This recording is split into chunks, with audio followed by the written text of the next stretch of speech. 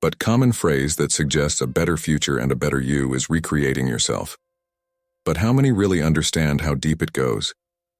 How many people really start on this life-changing journey? We are on the edge of the year 2024. So it's time for a deep waking. A comprehensive guide to recreating yourself in 2024 is provided here. The Stoic philosophy, as well as that of other interesting philosophers, is used in this video. Imagine a life where other people's opinions don't affect you, and the noise of society doesn't matter. The art of not caring is what we'll talk about. First, it's not about boredom, it's about freedom, where you become the center of your own world and don't care about what's going on around you. In this world, people don't try to be happy. It's just there, ready to be realized. But if you really don't care about what's outside, you have to look inside. The art of selfishness is discussed here. Before you get angry at the word selfish, think about this. Can you really love other people if you haven't loved yourself? Learn why selfishness and self-love are the basis of a good life.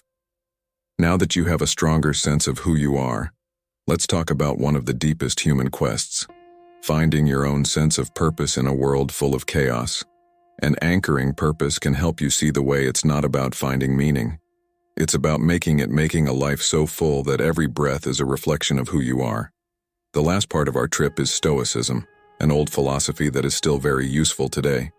Learn about the Stoics' idea of the good life, which is defined by virtue, wisdom, and tranquility, rather than by financial success. A life in which adversity changes you, rather than breaking you. As you start a new year, remember that exercise isn't about changing how you look, but about changing who you are at your heart. It's about finding the gems that are hidden inside you, getting back in touch with your true self, and then sending that energy out into the world. The year 2024 is coming up, and it looks like a clean start. The real question is not whether you should change, but whether you are ready to meet your best self. Don't be afraid to jump in. Let's go on a trip together to reach unmatched growth, wisdom, and enlightenment. Have you ever felt like society's demands were too much for you to handle? Or worry about things you couldn't change? You're not the only one if you said yes. A lot of us spend our whole lives worrying about things that may not be as important as we think they are. But what if there was a way to get out of this stuck state? A way to get through life with less stress and more peace of mind? Today we're going to learn more about a philosophical approach that could help you live a happier, more fulfilling life. The art of not caring. This approach isn't about ignoring or not caring about other people. It's about putting our care and attention where it matters on things we can control, and letting go of the rest.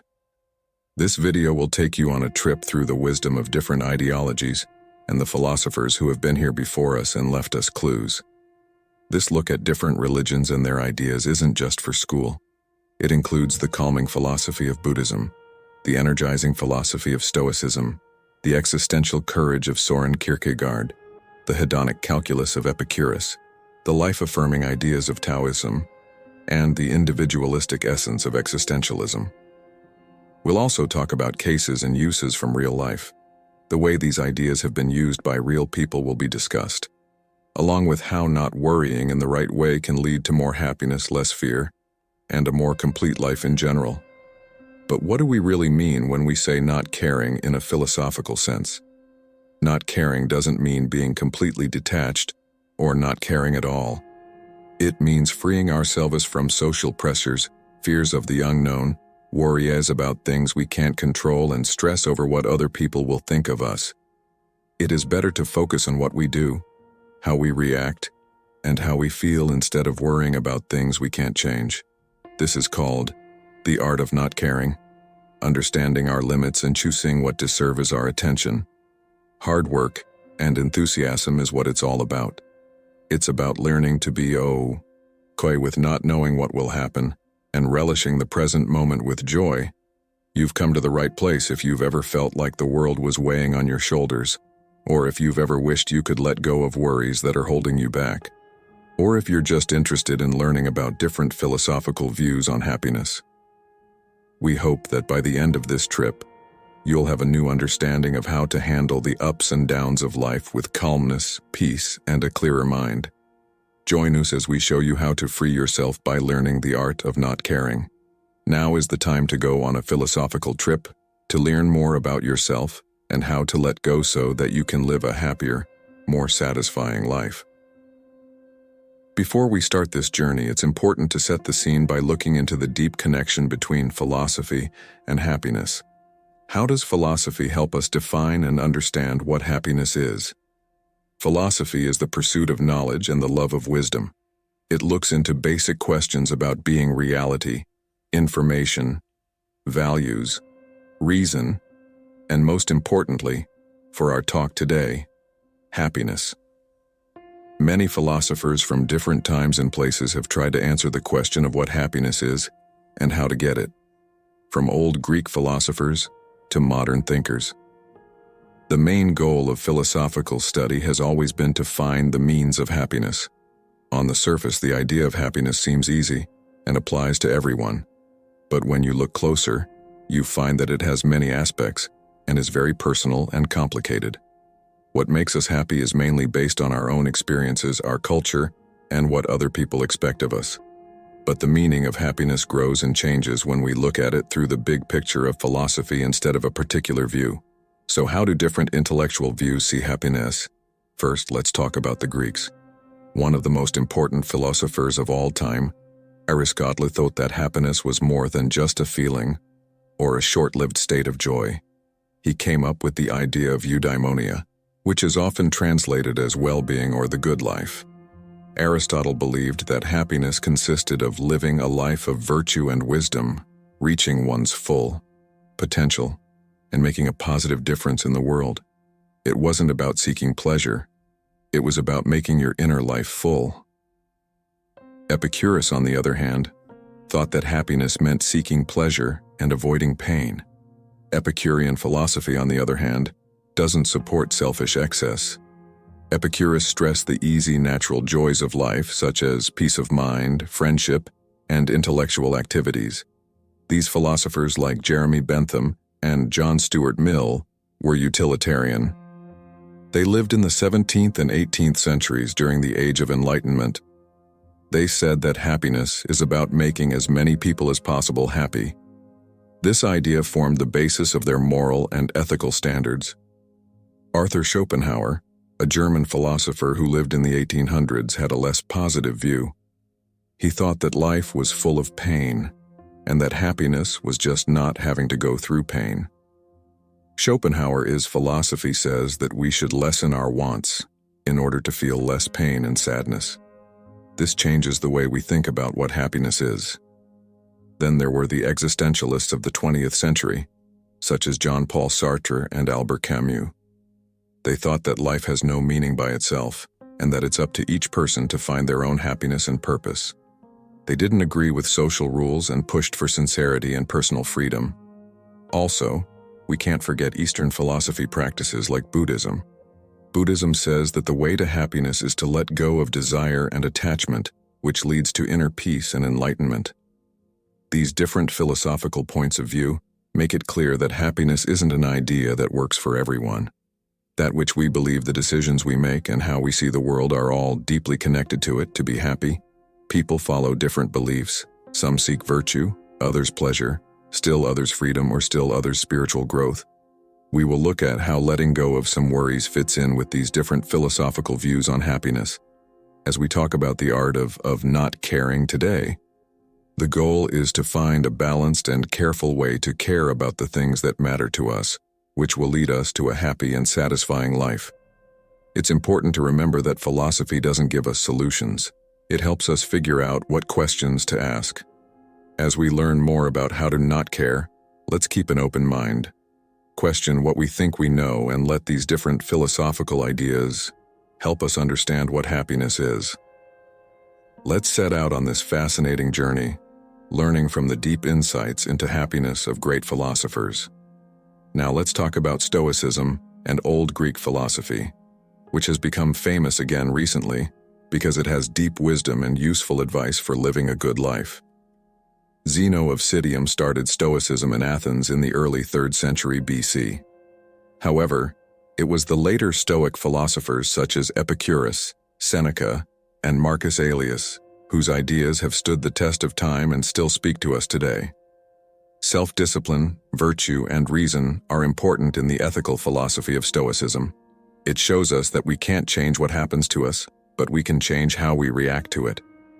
Stoicism tells us to focus on what we can control and let go of what we can't. It's a strong way to learn how to not care. This leads us to the Stoic idea of the two kinds of power. Epicurus, a scholar who used to be a slave, wrote beautifully about this idea in his Enquiry or Guide. He said some things are within our power, while others are not within our power. Our opinion, motivation, desire, aversion, and in a word, whatever is of our own doing, within our power, not within our power, our body, our property, reputation, office, and, in a word, whatever is not of our own doing. This strong contrast tells us to focus our attention, energy, and feelings on the parts of our lives that we can manage, and to act like we don't care about the rest. This doesn't mean we should be lazy or ignore our tasks. Instead, it means we should figure out what's really important and deserves our attention and care. It's about deciding not to be upset by the things we can't change in life. This helps us keep our peace of mind and align ourselves with the natural order of the world, which is a central Stoic idea. Stoicism is example of the skill of not caring can be seen in Marcus Aurelius's Meditations.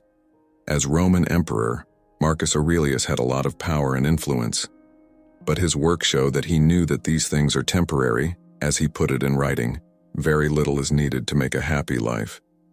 It is all within yourself and your way of thinking. He often stressed the value of inner peace and tranquility over external accomplishments or praise, showing the Stoic way of not caring about things we can't change. In his writings, Seneca, another important Stoic writer, gives more examples of this idea. He taught us not to be overly affected by adversity or overly ecstatic about success, and to stay unaffected by external circumstances. In a message he wrote, "True happiness is to enjoy the present, without anxious dependence upon the future, not to amuse ourselves with either hopes or fears, but to rest satisfied with what we have, which is sufficient, for he that is so wants nothing." By following Stoic principles, we learn not to worry about how our lives are changing all the time, and instead focus on improving our character, wisdom, and virtue. We learn to be happy with what we have, not caring about what other people do, and at peace with the world. Not caring about anything in the Stoic sense is not the same thing as being indifferent to it. Instead, it means knowing where to focus our care and attention for a happy and peaceful life. From the Stoic school of thought, we now go to Epicurus, his garden. Epicurus, a Greek philosopher from antiquity, who established the Epicureanism school of philosophy, has another viewpoint on the art of not caring, despite what many people think. Epicureanism is not about enjoying physical joys or living a fancy life. It's about living a life of tranquility, freedom, and friendship, not about knowing. And thus spoke Zarathustra, Nietzsche said, "I teach you the overman. Man is something that shall be overcome. What have you done to overcome him?" These strong words are a call to action. They make us think, question, and make things. They tell us that we can get through hard times and become the people we really are, in our quest to learn how to not care. What does Nietzsche's philosophy have to offer? It makes us think about how we relate to social rules and traditional morals. As a result, it tells us not to let these outside standards limit who we are, but to instead set our own values and accept life as it is. Let's keep Nietzsche's strong ideas in mind as we continue our research. Let's work on getting over ourselves. Be brave enough to make our own standards and learn to accept life as it is. We've dug deeply into the theoretical realms of the art of not caring, as we've traveled through the rich fabric of philosophy from Stoicism to Buddhism, Nietzsche to Sartre and Camus, etc. Put this academic wisdom into practice now. How can these intellectual lessons help us in our everyday lives, in the real world? What steps can we take? The first thing we need to do is figure out what we really care about. Think about the Stoic concept of the two types of control. Sort the things in your life that you can control from the things that you can't. The key is to focus on the things we can change, like our thoughts, feelings, and deeds, and learn to let go of the things we can't. You can feel a lot less stress and worry by doing this simple thing. This will make room for more joy, freedom, and satisfaction. The second thing we want to talk about is embracing doubt. Life is full of doubts, as Kierkegaard taught us, and trying to control or predict everything is not only pointless, but it can also lead to contentment. We can get rid of the fear and worry that come with the unknown. By embracing uncertainty and taking that leap of faith, it becomes clear to us that doubt is a chance for growth and change. In the third step, you have to face social standards. We learned from Epicurus, Nietzsche, and existentialism that social rules and standards can make it hard to be ourselves and be happy. Think about the stresses in your own life. Do they match your values and goals? Or do they make you feel like you can't be yourself? Not caring about these social standards doesn't mean you're ignoring your duties or not caring about anything. Instead, it's about getting back your freedom to choose your own path, set your own ideals, and make your own character. The fourth step tells us to accept that life is silly. We can recognize the underlying folly and accept it by drawing on Camus's wisdom. Instead of looking for meaning or approval from other people, focus on making your own meaning. This could happen through your hobbies, your job, your relationships, or your own growth. Find joy in the journey in your Sisyphean battle. Our journey can be helped by these steps, but following them isn't always easy. It takes patience, courage, and self-compassion to go on this journey for a lifetime. Moments of uncertainty, fear, or misunderstanding may occur. Don't forget that it's okay to feel these things. They're normal for people. You should not fight them. Instead, you should recognize them, learn from them, and let them lead you. Now you might be thinking what I can do right now to use these ideas. Mindfulness can help you a lot on this path. To be mindful, you have to be fully present and pay attention to the present moment without judging it. It lets us see our feelings, thoughts, and sensations for what they are without getting caught up in them. Take a few moments every day to sit in silence as a simple relaxation method. Pay attention to your breath and how it feels as air comes in and out of your body. Bring your mind back to your breath slowly. If it wanders, you can develop a sense of present acceptance and non-attachment through this practice. These are all important skills for learning how to not care. Remember that not caring does not mean not caring about or neglecting. It's about figuring out what's important, embracing life's uncertainties and nonsense, and finding your own spirit, despite what other people think you should be doing. We need to be brave, kind to ourselves, and ready to accept the whole of what it means to be human on this trip, not the end goal. Now that this look at the art of not caring is over, let's take a moment to think and maybe set the stage for what comes next. We've been on an interesting trip through time, from the Stoic masters of ancient Rome to the existentialist thinkers of the 20th century. Looking at how these philosophical schools have thought about the idea of not caring, we've looked at the Stoic principle of the split of control. And we've learned that the key to tranquility and happiness lies in figuring out what we can control from what we can't, and putting our attention and energy there. We learned a lot about Epicurean philosophy by looking at what Epicurus said about happiness, desire, and how important it is to not care about what other people think. We put a lot of faith in Kierkegaard, embracing the inevitable uncertainties of life, and realizing that not caring about some results can make us happier people. We learned a lot about Eastern philosophy and how the Buddhist ideas of separation and non-attachment can help us let go of things that don't last, which can lead to peace and happiness inside, pushed us to question social norms, and taught us through his philosophy about valuing life how important it is to not care about following these norms on our way to overcoming ourselves. Sartre and Camus, in particular, were existentialist philosophers who stressed how silly life is and told us to take responsibility for our own lives, saying that not thinking about how silly life is can lead to personal freedom. In the last part, we talked about how to use these intellectual ideas in everyday life.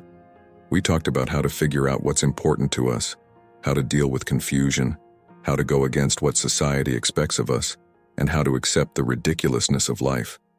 We also talked about some problems that might come up along the way and a simple awareness method that can help you become more present. X, accepting and non-attached. However, this discovery is just the start of your trip. The skill of not caring is not a place you can get to, but a way of life that you can follow. It takes self-compassion, patience, and bravery. Remember to apply these philosophical ideas to your own life as you continue to learn more. Figure out what means most to you and let go of what doesn't serve your greatest good. The most important things in life are the lessons we learn, the new ideas we have, and the people we meet. So go out and learn how to not care about things in your life. See what changes it makes, what freedom it gives you, brings you. Be aware that the path to not caring is not about becoming apathetic or careless. It's about embracing who you are, recovering your freedom, and making your own way. It's about finding your own soul in the midst of societal standards, uncertainty, and the fact that life is just plain silly. At some point, have you ever felt bad about taking the day off, eating your favorite food, or taking a little extra time to care for yourself? Or maybe people have told you you're selfish for putting your own needs first. Now it's time to talk about these feelings and look into the interesting place where self-love and what some might call selfishness meet. We'll take a deep look into the thoughts of some of the most important philosophers and psychologists of all time in this video. These are thinkers who have been brave enough to question the status quo and shed new light on how self-love and selfishness affect our lives. Friedrich Nietzsche, Carl Rogers, Abraham Maslow, Aristotle, Ayn Rand, Jean Paul Sartre, Buddha, and Erik Erikson all had ideas that changed the world. We will find the secret wisdom in what they taught and use what we learned to improve our own lives. Self-love and selfishness are always being sent mixed messages by the world around us. On the one hand, we're told to be kind and selfless, to put others before ourselves, though. We are told it's okay to love ourselves and that our own wants should come first. When we get these mixed messages, we might feel lost and guilty, not sure how to find the right balance. You can use what we're talking about today in your personal and business life. Because of this, to live happier, more peaceful lives. We need to learn more about self-love and selfishness. We can learn to enjoy ourselves with all of our flaws and strengths by setting limits and making time for ourselves. We don't have to feel bad about doing this or worry about being seen as selfish. I used to have a hard time with these very ideas. I would sometimes skip rest, fun, and even health just to keep from being seen as selfish. I would do anything to help other people, even if it meant putting my own health at risk. I didn't understand how important self-love and a certain kind of selfishness are until I started studying philosophy and psychology. These lessons not only changed my personal life, but they also had a big effect on my work life, making me happier and more successful. Therefore, I think this series has something useful to offer you. Whether you're here out of interest in search of personal growth or to learn things that will help you succeed at work, we'll work together to dispel common myths, see things from different angles, and start a trip to learn more about ourselves and our place in the world. Self-love is more than just going to the spa or eating out at a nice restaurant, though those things can be a part of it. In fact, self-love is a much deeper and more meaningful idea. It's about accepting ourselves fully, flaws and all. It's about recognizing our own worth and being kind and respectful to ourselves. Self-love isn't about being perfect. It's about being okay with how you are. It's about realizing that we're not perfect and that it's okay to mess up. It means showing ourselves the same kindness, understanding, and patience that we show to other people. It's not vain or cocky to love yourself. It means recognizing our humanity, our unique mix of strengths and flaws, and appreciating ourselves just the way we are. You can love yourself by taking care of your physical, social, and mental health. It's about setting limits, taking care of ourselves while doing our hobbies and putting our needs first. It's about taking care of our bodies, keeping our heads active, and keeping our souls healthy. It has nothing to do with selfishness, right? The word selfishness usually has a bad meaning, which gets us to our next word. Most of the time it's used to describe someone who puts their own needs ahead of others, even if it means hurting them or ignoring their needs. But there is more than one side to this story, as there are too many ideas. When we talk about selfishness in this situation, we're not talking about this harmful, careless behavior. To be more specific, We're talking about a better, healthy kind of selfishness in which we make choices that are good for our own well-being, even if they don't always go along with what other people want. This is the kind of selfishness that lets us say no when we're too busy, follow our dreams, even if they go against social rules, and put ourselves first, even if it seems like a luxury. It's a form of selfishness where we recognize that our own wants are just as important as those of others. Some people think that self-love and selfishness have a confusing relationship, but they really do. So we have to be a little selfish. If we want to really love ourselves, we have to be ready to put our own needs first, set limits, and make decisions that are good for our health. And in order to be positively greedy, we must first see how valuable we are, which means we must love ourselves. Self-love and a good amount of selfishness are like two sides of the same coin. They are both important for our personal growth and happiness. We are able to handle life with resilience, assurance, and inner peace because of the dynamic interaction between self-love and selfishness. But how did these kinds of ideas come about? Where do they fit in the big picture of philosophy and psychological thought? How have they changed over time? As we watch this video, we'll look into these and other questions, looking at them from the interesting points of view of different philosophers and psychologists and finding the deep insights they offer. Remember that this is not meant to promote selfishness in the bad sense, where people don't care about others and hurt them. We want to show you how to have a healthy, balanced sense of self, where you can stand up for your needs, know how valuable you are, and still care about and respect the people around you. We are now going to talk about self-love and healthy selfishness in more detail. These are two ideas that are deeply connected and play key roles in our mental health, personal growth, and general well-being. To understand why loving yourself is so important for mental health, we need to look at biology, psychology, and how people act. There is a direct link between how we see ourselves and our mental health that has been known for decades by psychologists and experts. Let's picture gardens in our heads. Now, you would think that a yard full of love, happiness, and care would grow well. Similarly, our brains can grow when they are filled with self-love. The thorns of self-doubt, self-criticism, and negative self-talk can poison our mental soil and cause anxiety, sadness, and other mental health problems. Self-love is like a natural defense against these things. When we love ourselves, we give our feelings and recognize that our own wants are just as important as those of others. Some people think that self-love and selfishness have a confusing relationship, but they really do. So we have to be a little selfish. If we want to really love ourselves, we have to be ready to put our own needs first, set limits, and make decisions that are good for our health. And in order to be positively greedy, we must first see how valuable we are, which means we must love ourselves. Self-love and a good amount of selfishness are like two sides of the same coin. They are both important for our personal growth and happiness. We are able to handle life with resilience, assurance, and inner peace because of the dynamic interaction between self-love and selfishness. But how did these kinds of ideas come about? Where do they fit in the big picture of philosophy and psychological thought? How have they changed over time? As we watch this video, we'll look into these and other questions, looking at them from the interesting points of view of different philosophers and psychologists and finding the deep insights they offer.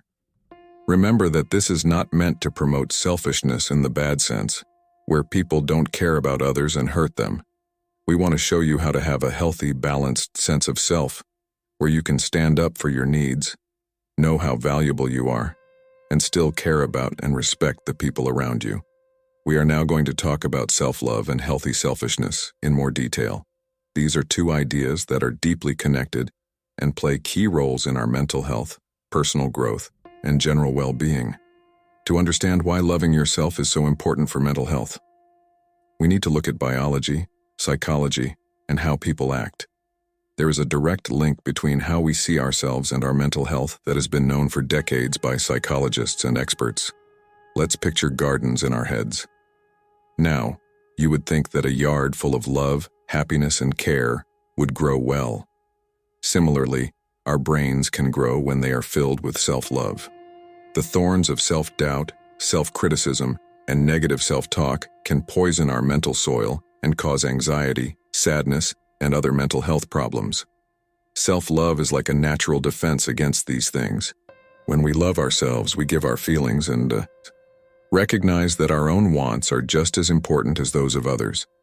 Some people think that self-love and selfishness have a confusing relationship, but they really do.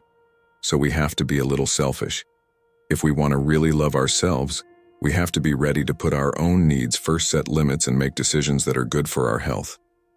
And in order to be positively greedy, we must first see how valuable we are, which means we must love ourselves. Self-love and a good amount of selfishness are like two sides of the same coin. They are both important for our personal growth and happiness. We are able to handle life with resilience, assurance, and inner peace because of the dynamic interaction between self-love and selfishness. But how did these kinds of ideas come about? Where do they fit in the big picture of philosophy and psychological thought? How have they changed over time? As we watch this video, we'll look into these and other questions, looking at them from the interesting points of view of different philosophers and psychologists and finding the deep insights they offer. Remember that this is not meant to promote selfishness in the bad sense, where people don't care about others and hurt them. We want to show you how to have a healthy, balanced sense of self, where you can stand up for your needs, know how valuable you are, and still care about and respect the people around you. We are now going to talk about self-love and healthy selfishness in more detail. These are two ideas that are deeply connected and play key roles in our mental health, personal growth, and general well-being. To understand why loving yourself is so important for mental health, we need to look at biology, psychology, and how people act. There is a direct link between how we see ourselves and our mental health that has been known for decades by psychologists and experts. Let's picture gardens in our heads. Now, you would think that a yard full of love, happiness, and care would grow well. Similarly, our brains can grow when they are filled with self-love. The thorns of self-doubt, self-criticism, and negative self-talk can poison our mental soil and cause anxiety, sadness, and other mental health problems. Self-love is like a natural defense against these things. When we love ourselves, we give our feelings and firmly grounded in self-love and respect. Finally, we can find a balance where we can meet our own wants, while also caring about those of others. We'll keep digging deeper into these ideas to find the wisdom they hold as we go. We will learn not only academic knowledge, but also practical, applicable wisdom that can change our lives, guided by the deep insights of philosophers and psychologists who have illuminated the way to self-love and healthy selfishness in their lessons. Let's go down this path with an open mind and a desire to learn. Carl Rogers, a famous and important psychologist who is known as one of the founders of humanistic psychology, is our first stop. Rogers' ideas will always be remembered in this area. Let's go inside his head and find out how he feels about loving yourself. Carl Rogers was a leader in his field. He was born in 1902. His focus on the individual human experience and self-actualization changed the way people thought about these things, and went against the popular psychoanalysis and behaviorist views of the time. Rogers' method was person-centered, emphasizing each person's inherent goodness and growth potential. His work has a long impact on psychology, counseling, and psychotherapy because it is full of kindness and understanding. Rogers thought that people needed to feel unconditional positive regard in order to reach a state of self-actualization, which is the best level of psychological growth and the point at which a person realizes their full potential. Rogers came up with this phrase to describe fully accepting and loving oneself, no matter what or who you are. That's what self-love looks like. The most important thing in Rogers' humanistic psychology is pure love. Rogers stressed that self-love shouldn't depend on results, support from others, or following social rules. It shouldn't depend on what you've done. Therefore, he pushed for self-love that isn't affected by these outside factors and is based on knowing and accepting one's own unique innate worth. Rogers says that loving yourself is not a sign of ego or pride. It's not about thinking you're better than other people. Instead, it's about recognizing your worth, being open to your own experiences, and believing what you think and feel. Rogers thought that this kind of self-love is essential for personal growth, and reaching one's full potential. When we love ourselves, no matter what, we make it safe to explore and learn about ourselves. We let mistakes happen and learn from them, which promotes growth personally. We also develop an internal locus of evaluation, which means we trust our own decisions and don't just look to other people's ideas to back them up. According to Roger, embracing our capacity for change and growth is another aspect of self-love. It has to do with realizing that we are not fixed things but are always changing. In this sense, self-love entails embracing both the person we are right now and the person we can grow into. Additionally, Roger's therapy was based on the idea that a therapist's job was to create an atmosphere of sincerity, understood ending, and unconditional positive respect in order to help their clients develop self-love and growth. He said that people automatically move toward better self-understanding, self-acceptance, and self-actualization when they are in such a setting that shows Roger's faith in the healing power of loving yourself. Roger's view on self-love not only changed the way therapy is done, but it also has a lot to do with what we're talking about. His ideas give us a new way of looking at things. They encourage us to love ourselves no matter what, and they show us that doing so can lead to personal growth and self-realization. Now we'll look at the work of Abraham Maslow, who was one of the first psychologists to use humanistic methods. As with Carl Rogers, Maslow's ideas about the order of needs and self-actualization give us a convincing way to look at our conversation. The famous American psychologist Abraham Maslow was born in 1908 and made a big difference in the field with his humanistic method. This view, which is sometimes called the third force in psychology, stresses how good people are by nature and how important it is for them to grow psychologically in a healthy way. Maslow is probably best known for his theory of the hierarchy of needs, which is still used today in business, marketing, psychology, and even education. Maslow put the idea of self-actualization at the top of his hierarchy of needs because it was the most important thing to him. Maslow said that self-actualization is the process of reaching your full potential over time. This idea, which is all about personal growth and improvement, is linked to what we talked about when we talked about self-love and healthy selfishness. At the base of Maslow's ladder of needs are basic needs like food and water. At the top are self-actualization needs. Maslow says that people must first meet their basic wants in order to go after their more important ones. In other words, someone must first meet their needs for safety, love, and connection and respect before they can try to become their best selves. Self-love and selfishness can be seen in a very interesting way through this idea in the framework of Maslow's structure. Loving yourself is an important part of meeting all of these needs. The more we love ourselves, the more we take care of our wants. From the physical to the mental self-care, which could be seen as a good form of selfishness, is an important step on the path to becoming your best self. Maslow also talked about how important self-esteem was in the order. He did this to show how self-love and respect are for personal growth. It was his idea that people need to respect themselves and others in order to move up the system. Self-love is very important because it's what makes self-esteem and self-respect possible. In addition, the search for self-actualization can be seen as a good form of selfishness. Maslow says that seeking personal growth, satisfaction, and peak moments is a part of self-actualization. It's about getting better at being yourself. Some might say that this is a form of selfishness, but it is a good and healthy thing to do because it leads to personal growth and happiness. Maslow's theory acknowledges the significance of a certain amount of selfishness in living a happy life by focusing on personal growth and the satisfaction of one's own needs. It's important to remember, though, that Maslow also thought of transcendence as part of self-actualization. This meant helping others and seeing how you are connected to the rest of humanity. Abraham Maslow's ideas give us a new and interesting way to look at self-love and healthy selfishness. His writing reveals the road to self-actualization, emphasizing the importance of healthy selfishness in our personal growth, as well as the role of self-love in meeting our needs. Going back in time to learn about ancient wisdom, we now look at Aristotle, one of the most important philosophers in history. His wide-ranging work, which includes philosophy, ethics, and politics, has influenced thought for hundreds of years and can still teach us a lot about self-love and healthy selfishness. Aristotle was born in 384 BC. He studied under Plato and then taught Alexander the Great. He opened a school in Athens called the Lyceum and taught there for more than 10 years.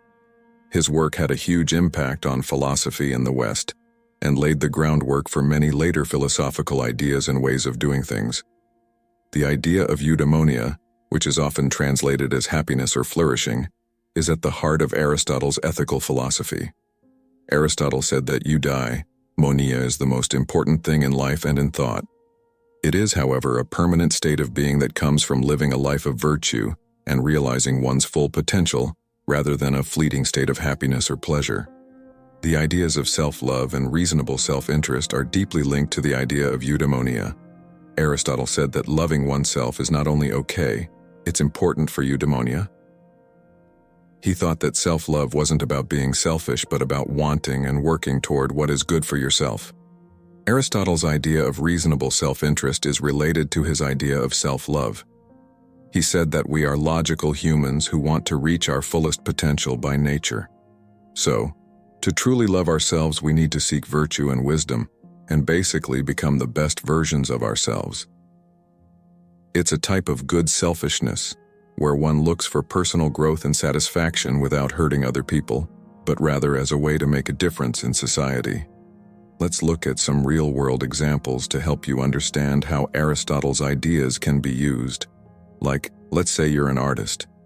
In the Aristotelian sense, loving yourself would mean putting all of your efforts into getting better at what you do, finding and using your own unique artistic style, and reaching your fullest potential. You can make a difference in the world in your own unique way by recognizing your interest and ability. Or think about a situation where you have to choose between a high-paying job that doesn't bring you joy and a lower-paying job that does, according to Aristotle's philosophy. Loving oneself entails taking the road that makes you truly happy and helps you reach your full potential, even if it seems harder or less rewarding at the time. To sum up Aristotle's idea of eudaimonia, these examples show what it means to live a happy life by seeking virtue and personal excellence. Self-love and a certain amount of selfishness are not only good, they are necessary in this situation. In turn, they push us to improve ourselves and reach our full potential, which leads to our personal growth, and in turn, the improvement of our communities. Aristotle's wisdom opens up a new way to think about self-love and healthy selfishness. It supports the idea that these ideas are not at odds with each other, but work together to make a happy life. His philosophy encourages us to consider our abilities, our interests, and the decisions we make, emphasizing the significance of loving ourselves well and acting in our own best interests. The next stop on our trip is Ayn Rand, a controversial but important figure in both writing and philosophy. Born in Russia in 1905, Rand moved to the United States in the 1920s. It was there that she came up with the thought system called objectivism, which can be found in her books like The Fountainhead and Atlas Shrugged. Rand's philosophy supports a level of ethical egoism that she called the virtue of selfishness. This gives us a unique way to look at self-love and healthy selfishness. Objectivism. Rand's philosophy says that the most important thing in life is to be happy. She pushed for a kind of logical selfishness in which each person's own life and happiness are their most important goals. Objectivism says that everyone has a moral duty to look out for themselves, not help others and protect their own rights. In her book, The Virtue of Selfishness, Rand says that her idea of selfishness is not caring about other people, but not being willing to give up something for them. It's important to note that Rand's idea of reasonable selfishness doesn't support hurting or taking advantage of other people. It's about being true to yourself, sticking to your goals and beliefs, and living in a way that makes you happy in the end. Rand argued that one must use reason to decide one's own interests, avoiding the trap of instant satisfaction or short-term benefits at the price of long-term well-being. Let's break down Rand's idea of reasonable selfishness to get a better sense of her point of view. The word rational is very important here. Rand's selfishness isn't about giving in to whims or short-term wants. It's about acting in a way that benefits herself in the long run. Rand says that someone who is truly selfish would never hurt others, lie, or steal, because it would not make sense for them to do those things. It breaks down trust, hurts relationships, and makes life difficult in the long run. A strong sense of self-respect and self-esteem are also central to Rand's definition of selfishness. Aristotle talked about self-love in a similar way that Rand does. Rand's selfishness is about loving oneself, staying true to one's ideals, and seeking personal growth and satisfaction. Indeed, Rand says that this kind of logical selfishness is necessary for a society to be fair. Everyone should look out for their own best interests and accept the rights of others to do the same. This will create a society where people work together and value each other. Rand said that a world where everyone exhibits logical selfishness is one where people are free, happy, and respectful of how we answer it. This point of view is very much in line with self-love, because it tells us to take care of our mental and emotional health and keep our inner peace. Stoicism places a high value on taking care of oneself, emphasizing the importance of maintaining tranquility, emotional resilience, and moral honesty. In Stoicism, self-care isn't just about treating yourself or relaxing physically, despite what most people think. It means keeping your mind, body, and soul in balance by doing things like meditating, reflecting, and taking care of your health.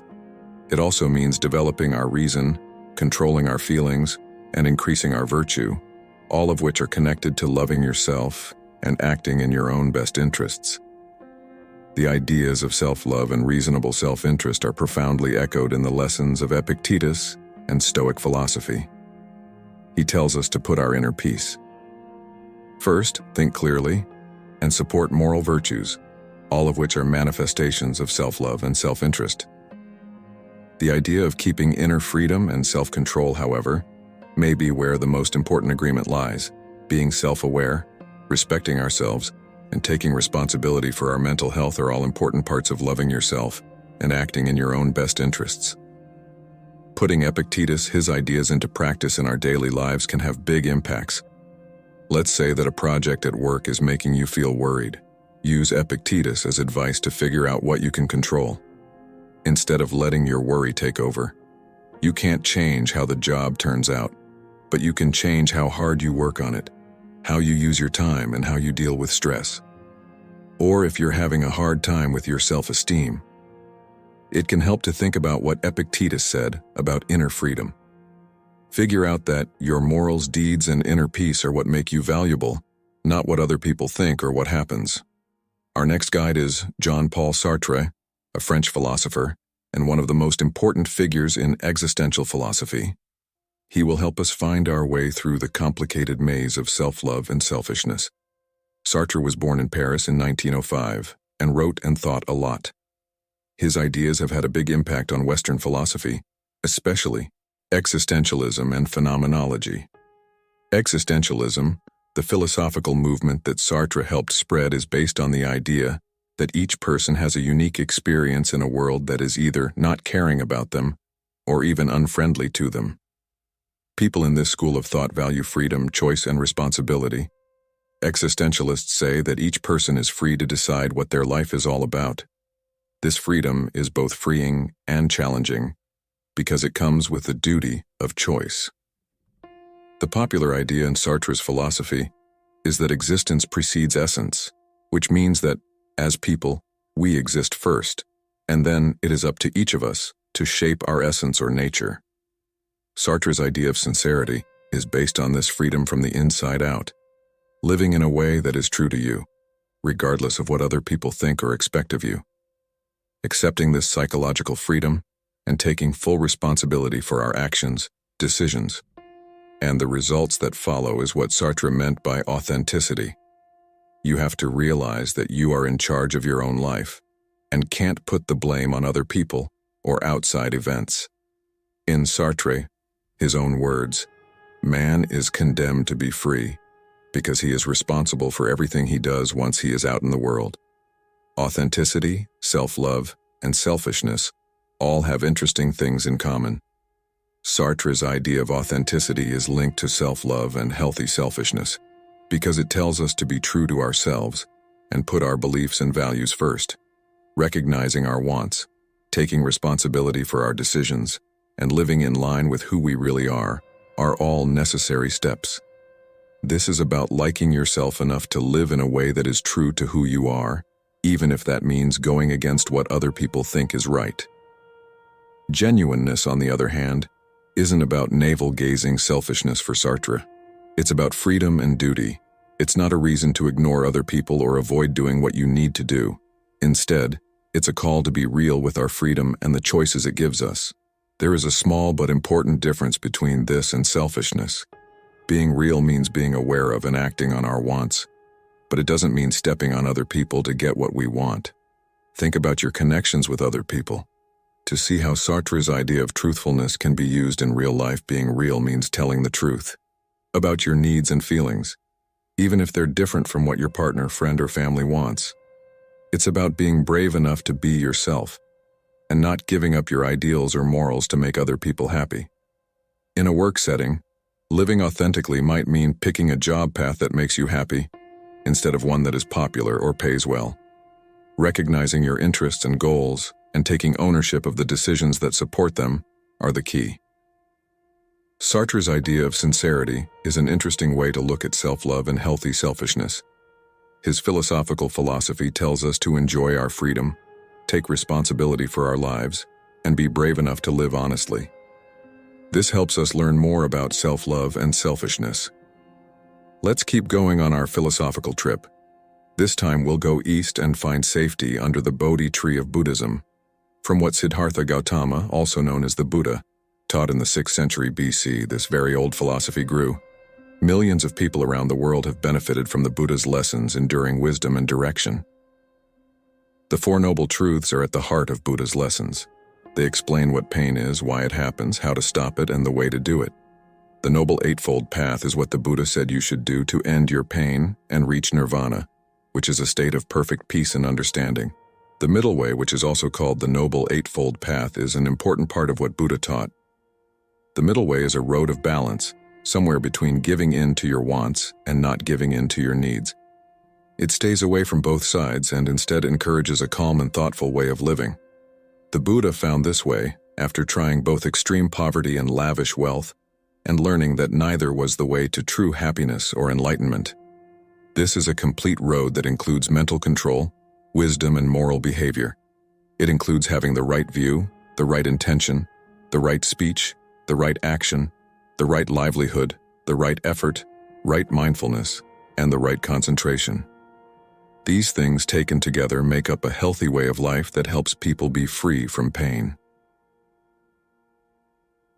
When we study the Middle Way's effects on self, love, and selfishness, an interesting interplay becomes clear. Self-love, from a Buddhist viewpoint, can be seen as a caring care for one's well-being, both physical and mental. It includes encouraging wholesome states of thinking and minimizing unwholesome ones. The practice of self-love fits well with the Middle Way, as it includes taking care of oneself without falling into the extremes of narcissism or self-neglect. On the other hand, selfishness in Buddhism isn't inherently demonized. Instead, it's the unskillful or harmful expressions of selfishness that are discouraged, such as greed, hatred, and delusion. These are seen as roots of suffering that pull one away from the right path.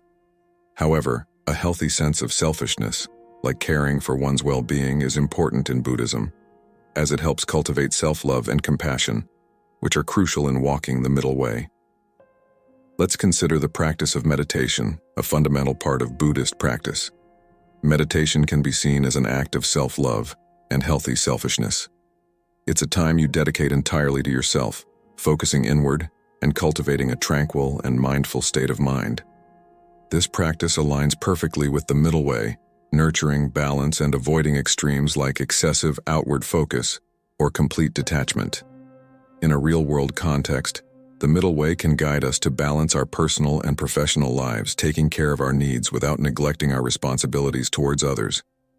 It can inspire us to live healthily, neither indulging excessively in sensual pleasures, nor denying ourselves joy and comfort. It teaches us to approach life with equanimity, understanding, and compassion, not just for others but also for ourselves. The Buddha's middle way provides a compelling perspective on the delicate balance between self-love and selfishness. It encourages us to cultivate self-love and a healthy sense of self-interest without swinging to the extreme, memes of self-indulgence or self-denial. As we delve deeper into our exploration, we turn our gaze to the mid-20th century and the contributions of a German social psychologist, psychoanalyst, sociologist, and humanistic philosopher, Erich Fromm.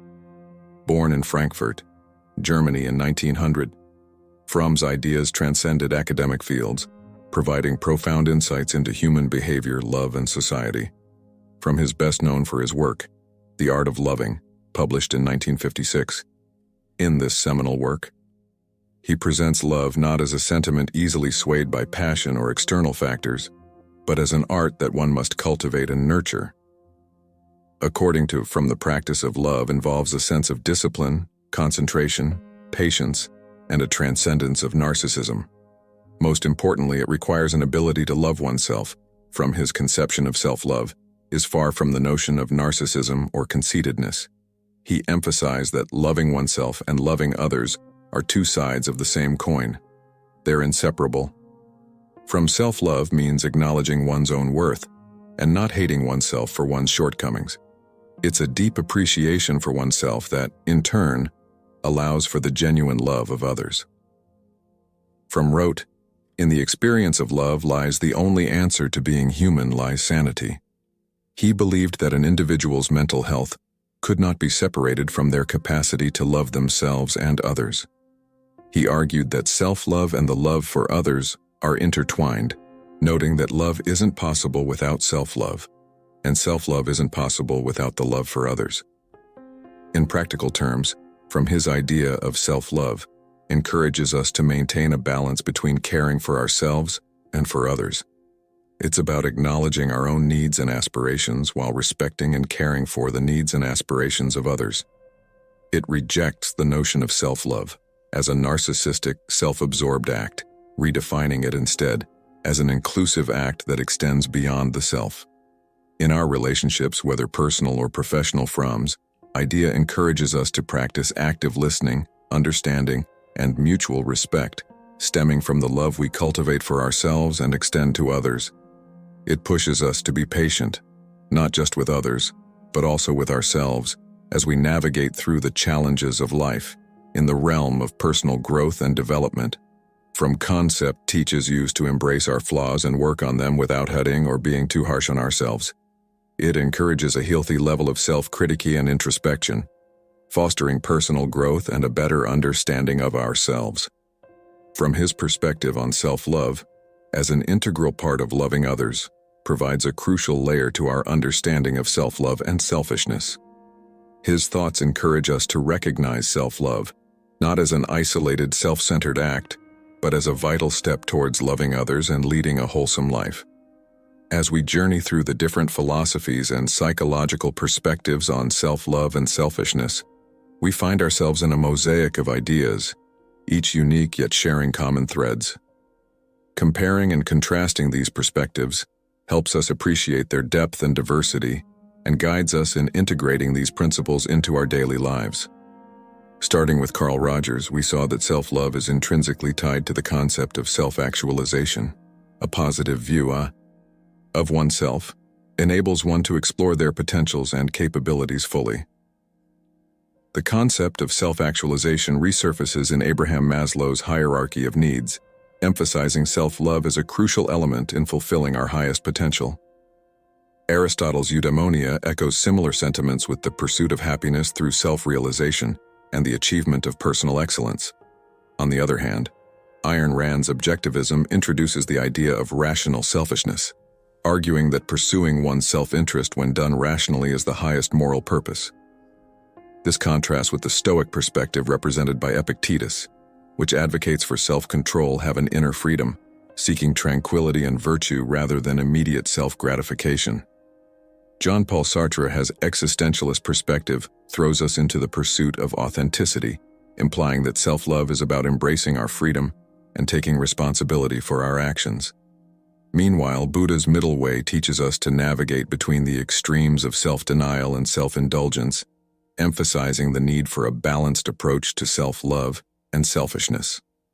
Erich Fromm bridges these different perspectives by presenting self-love as an art, crucial for our ability to love others. His work underscores the mutual interdependence between loving oneself and loving others. Despite their varied historical and cultural contexts, these philosophers and psychologists share an appreciation for the value of self-love and a balanced sense of selfishness. They all recognize, in one way or another, that self-love is not an act of vanity or narcissism, but a crucial part of human well-being and a key to a fulfilling life. The concept of selfishness, too, is reframed as a healthy act of caring for oneself, and not an expression of disregard for others. In terms of applying these perspectives to contemporary life, we can take away several valuable lessons. Self-love is about recognizing our self-worth and treating ourselves with kindness and respect. It involves understanding and meeting our needs, whether physical, emotional, or psychological. Healthy selfishness, on the other hand, is about setting boundaries and making time for ourselves amid our busy lives. It's about asserting our interests while maintaining empathy and consideration for others in a world that often demands us to put others' needs before our own. These philosophical and psychological perspectives remind us of the importance of taking care of ourselves too. After all, as the adage goes, you cannot pour from an empty cup. In the act of nurturing ourselves, we become better equipped to contribute to the world and enrich the lives of those around us. As we venture forth into our individual journeys, let these philosophers and psychologists be our guides. Let their insights illuminate our paths. As we navigate the terrains of self-love and selfishness, as we endeavor to create a balance that fosters personal development and contributes to a good life. As you venture forth, hold on to the insight that self-love and balanced selfishness are not barriers to our growth, but catalysts for it. They form the undercurrent of a life that's not just good but meaningful, fulfilling, and truly our own. Have you ever found yourself pondering over the fundamental questions of human existence? Who am I? Why am I here? What's the purpose of life? If you have, you've unknowingly delved into the realm of existentialism, a philosophy that places human individual existence, freedom, and choice at its center. Imagine you're floating in the endless cosmos, gazing down at the world, a tiny sphere amidst an infinite expanse. All the successes, all the failures, the entire human experience condensed into this one small dot. It's overwhelming, right? It might even seem absurd, but don't despair, because that sense of insignificance is precisely where existentialism begins. Existentialism, in its simplest terms, is a philosophy concerned with finding the self and the meaning of life through free will, choice, and personal responsibility. It rejects the idea that the universe inherently holds any truths or meaning about our individual lives. Rather, it suggests that it's up to each of us to give our own life meaning to navigate this vast, uncaring universe, where established structures or morals offer no easy paths. This philosophy originated in the late 19th and early 20th centuries. Born out of the chaos and disillusionment following World War II, it was a philosophical rebellion, one that sought to explore the human condition in a world that appeared increasingly absurd. Among the many philosophers who contributed to this thought-provoking field, two names are particularly prominent and will serve as our guiding stars throughout this exploration. Jean-Paul Sartre and Albert Camus. Jean-Paul Sartre, the renowned French philosopher, is often seen as the pivotal figure in existentialist thought. His belief that existence precedes essence encapsulates the idea that we come into the world without predefined purpose or nature, and that we must create our essence through our choices and actions. In Sartre's view, we are not born with a specific mission or inherent meaning. Rather, we find ourselves in a seemingly arbitrary world, and it becomes our existential responsibility to shape our destiny and give our life its unique meaning. Then we have our Albert Camus, another French philosopher who, while often associated with existentialism, preferred to identify his philosophy as absurdist. For Camus, the universe is indifferent to our struggles, our joys, our existence, but rather than spiraling into despair, He saw this recognition as a starting point to create our own meaning, to rebel against the absurdity and embrace the freedom it offers. We'll be diving deep into their philosophies, unpacking their key concepts, and exploring how their ideas can provide valuable insight into our own lives. Because isn't that the ultimate goal? To understand and navigate our existence in this grand cosmos? Welcome to our journey into the heart of existentialism, a journey where we may not find easy answers, but will undoubtedly uncover thought-provoking questions about life, freedom, and personal responsibility. The roots of existentialism, while firmly planted in the 19th and 20th centuries, stretch back much further, drawing nourishment from the rich philosophical soil of the past. The philosophy's emphasis on individual experience, freedom, and the meaning of existence can be traced to the works of thinkers like Søren Kierkegaard and Friedrich Nietzsche. Kierkegaard, a Danish philosopher in the mid-19th century, is often hailed as the first existentialist thinker. He emphasized the importance of individual experience and personal responsibility, arguing against the trend of philosophical abstraction and insisting on the centrality of the individual's direct lived experience. He argued that truth is subjectivity, meaning that the most significant truths, especially those concerning ethics and religion, are deeply personal and subjective. On the other hand, we have Nietzsche, an iconoclastic German philosopher, who fiercely criticized the established values of his time. Nietzsche, his philosophy echoed the existentialist theme of individualism. He emphasized the creative, life-affirming individual who defies conventional morality to create their own values. Despite these early roots, existentialism as we understand it today came into its own in the aftermath of the Second World War, a time that witnessed cataclysmic despair, loss, and a crisis of identity. It was a period where previously held societal and philosophical certainties were upended, forcing humanity to reassess its place in the world. In this context, existentialism's emphasis on personal freedom, the responsibility of choice, and the search for authentic existence resonated deeply. The core tenet of this philosophy, that existence precedes us essence, countered the traditional philosophical view that essence or esse natura precede his existence. This revolutionary idea suggested that we are born without a predetermined purpose or nature, and that it's our responsibility to define ourselves through our actions and choices. Simone de Beauvoir, another significant existentialist thinker, echoed this sentiment in her seminal work, The Second Sex, where she examined the existentialist dilemma through the lens of women's experience, thus connecting existentialism with the growing feminist movement. The existentialist philosophy was also profoundly influenced by the rapidly changing political landscape, the rise of totalitarian regimes, the horrors of the Holocaust, and the nuclear threat led to a profound sense of fear, uncertainty, and alienation, which was echoed in existentialist works. Finally, it's essential to highlight the cultural landscape, notably the fields of literature and art, which significantly influenced existentialism. Existential themes are apparent in the works of Theodore Dostoevsky, Franz Kafka, and Samuel Beckett, whose characters often grapple with despair, isolation, and the absurdity of existence, vividly illustrating existentialist ideas. Thus, existentialism came from the convergence of philosophical thought, historical change, and cultural expression, a response to the modern world's challenges, pushing individuals to face their existence's absurdity and find personal meaning amidst the chaos. Having set the historical stage, let's now move on to the key figures of our exploration, Sartre and Camus. Their beliefs, born out of this tumultuous time, continue to challenge and inspire us as we manage the complexities of our own lives. Jean-Paul Sartre, born in 1905 in Paris, France, was a man of many skills. He was a philosopher, novelist, playwright, and critic with an impact that stretched far beyond the boundaries of academic philosophy. He is commonly known as the leading figure of the existentialist movement. Orphaned at a young age, Sartre was raised by his grandparents. He excelled intellectually and attended a top university in Paris. There, he met his lifelong partner, Simone de Beauvoir, a formidable thinker in her own right, and formed a radical, open relationship that would question social rules. Sartre served as a meteorologist in the French army during World War II and was taken by German troops in 1940.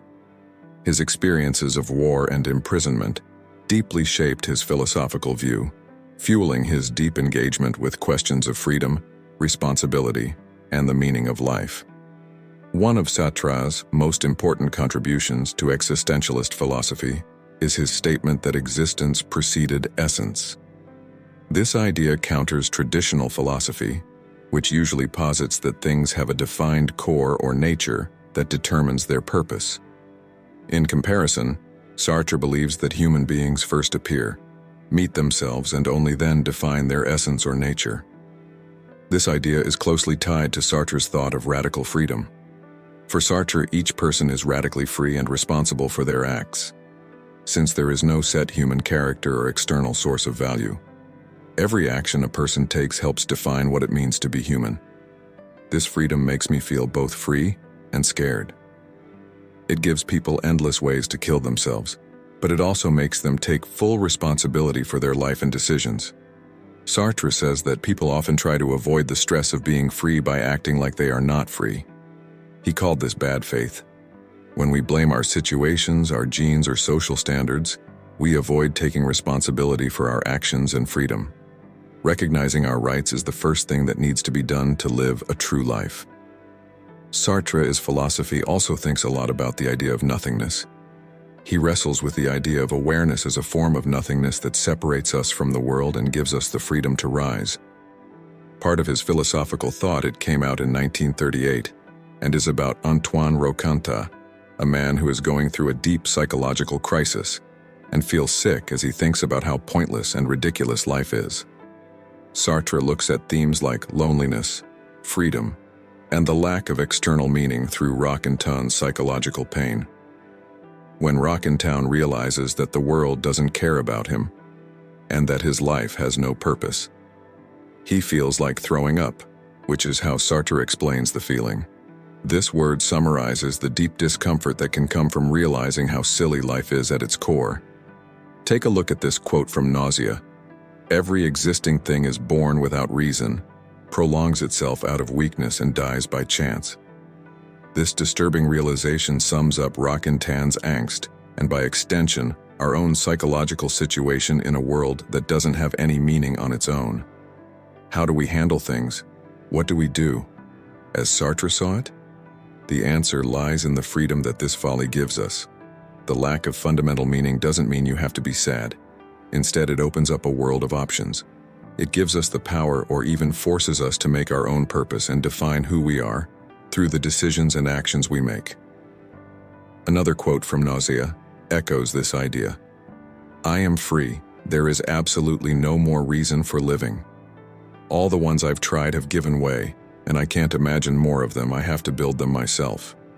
This is a clear call to action, a recognition of how hard it is, but also freeing it is to make our own meaning in a world that won't give it to us. Sartre's writings, like Being a Nothingness and Nausea, are brave and complex looks at what it means to be human. They push us to face the unsettling truth that we are free and that there is no external meaning. But they also give us the power to accept that we are the ones who make our identity. Albert Camus, who was born in 193 in French Algeria and grew up in terrible poverty. This made him more politically aware and more sympathetic to those who were on the outside. Because he was such a good student, the University of Algiers gave him a grant to study philosophy. There, he discovered his love for theater, journalism, and political activity. Although Camus moved to France right before World War II, he quickly became involved in the French resistance. As editor of the secret newspaper Combat, he spoke out against fascism. Combining philosophy, writing, and political action was what made Camus' his work unique and shaped his unique philosophical view. Existentialism is often linked to Camus, but he famously refused to use that term. Instead, he called his philosophy a philosophy of the absurd can. Camus said that the insanity of life comes from the clash between our need for meaning, order, and clarity, and the absence of these things in the world. In his essay, The Myth of Sisyphus, Camus goes into great detail about his concept of the absurd, which is at the core of his philosophy. Sisyphus was cursed to forever roll a boulder up a hill, only to have it roll back down again. Like Sisyphus, we have to face the absurdity of our lives, the circle of death and life that seems pointless in a world that doesn't care. But Camus doesn't think this foolishness makes us sad. Instead, he thought that recognizing the ridiculous gave us the freedom to live fully and honestly. In his own words, the struggle itself towards the heights is enough to fill a man's heart. One must imagine Sisyphus happy. Camus also suggested that people should rebel against nonsense. We act as a form of personal revolt by choosing to keep living. Even though life is crazy, this affirms our presence and honor. This idea of revolt is also present in his political views, where he fought for fairness and freedom from oppression. The focus on human meaning and morality is another important part of Camus' philosophy. Camus thought that we could and should make our own morals, even though there were no external meanings or moral rules that applied to everyone. Most of the time, these values were easy pleasures and physical experiences for Camus, like feeling the sun on his face, enjoying the beauty of the Mediterranean, and being with friends. This focus on the sensual and real is summed up by mere soul, the main character in his book The Stranger Who Lives Only in the Physical World. You didn't ignore the significance of moral purity? Even while embracing the physical, you believed that each person was responsible for their own actions in a world without morals or meaning. Understanding Stoicism, study Stoic philosophy, dive into the works of Stoic philosophers like Seneca, Epictetus, and Marcus Aurelius. Understand their teachings on virtue, acceptance, and focusing on what's within your control. Self-reflection and mindset, mindfulness practice. Cultivate mindfulness through meditation or reflective practices. This helps in becoming more aware of your thoughts and reactions. Focus on virtue. Define your core values and virtues. Strive to embody them in your actions and decisions. Embracing challenges, practice acceptance. Accept things beyond your control. Focus on adapting to situations rather than being distressed by them. Memento mori. Remember your mortality. Reflect on it to live a more purposeful life. Handling emotions and reactions. Negative visualization. Practice imagining worst-case scenarios. This helps in preparing and appreciating the present. Pause and assess. Before reacting emotionally, pause. Analyze the situation objectively before responding. Developing resilience, endurance, and Stoic principles. Embrace hardships as opportunities for growth. Build resilience by facing challenges head-on. Voluntary discomfort. Occasionally subject yourself to discomfort voluntarily to build resilience and mental toughness. Social relationships and virtue. Practice kindness. Be compassionate and understanding toward others. Help when you can. Choose role models. Identify individuals who embody Stoic virtues and learn from their behavior. Daily practices. Journaling. Maintain a journal to reflect on your thoughts, actions, and progress. Evening reflection. Review your day, acknowledging where you upheld Stoic principles and where you could improve. Adapting in 2024. Tech and Stoicism. Use technology mindfully. Practice digital minimalism and ensure technology serves your goals without controlling you. Adaptation in a changing world. Apply Stoic principles to navigate changes, uncertainties, and advancements in technology or society. Consistency and growth, incremental progress. Focus on gradual improvement rather than immediate transformation. Community and support. Connect with like-minded individuals or join Stoicism groups for support and discussions.